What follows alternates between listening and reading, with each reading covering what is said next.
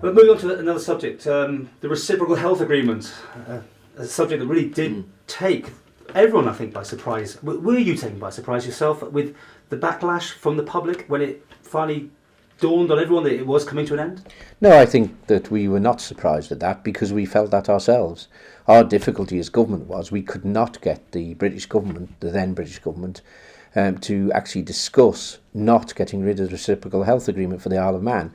They'd already done it in Guernsey and Jersey a year before, and they told the Isle of Man that they were going to cease having a reciprocal health agreement with the Isle of Man.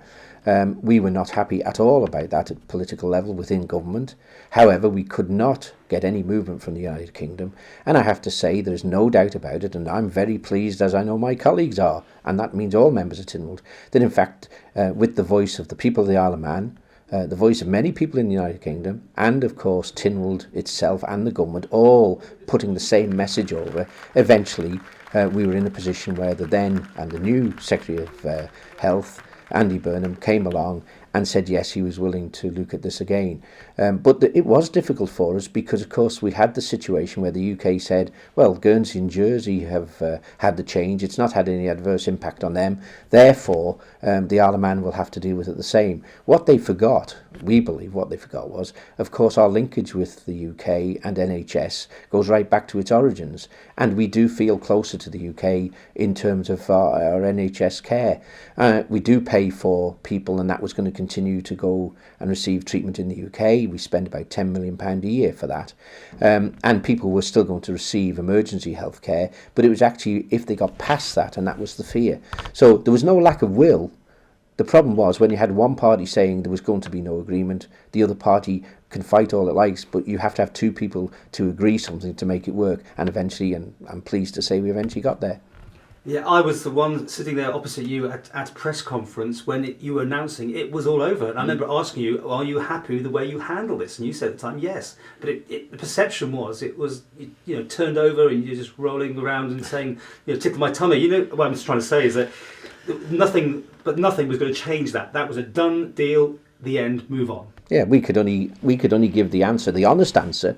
I'm not here to be dishonest. We could only give the honest answer that we'd been given by the United Kingdom government, which was absolutely firm that the agreement was going to come to an end.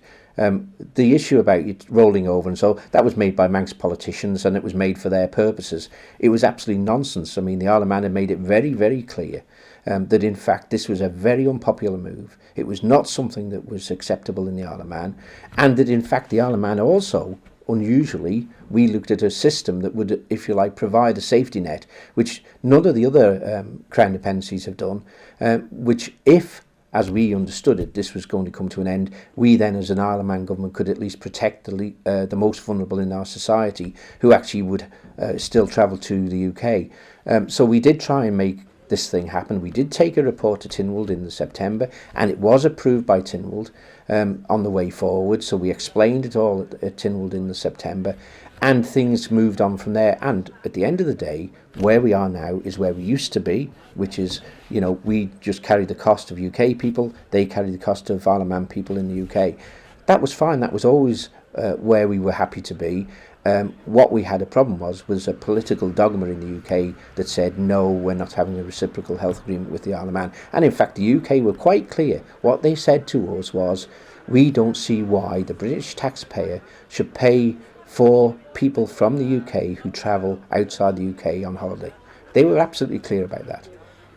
Everyone's claimed that they made it possible to change it. Are you claiming you did it? No, I claim, as I've said right from the beginning, that it happened because we all continued to put the same message forward to the UK to such a degree that in fact the UK government of the day felt there was a need to reconsider it. And I believe quite firmly that if Andy Burnham, who's a North West MP, had not been the Secretary of Health in the UK, that in fact the chances are we would not have got this agreement.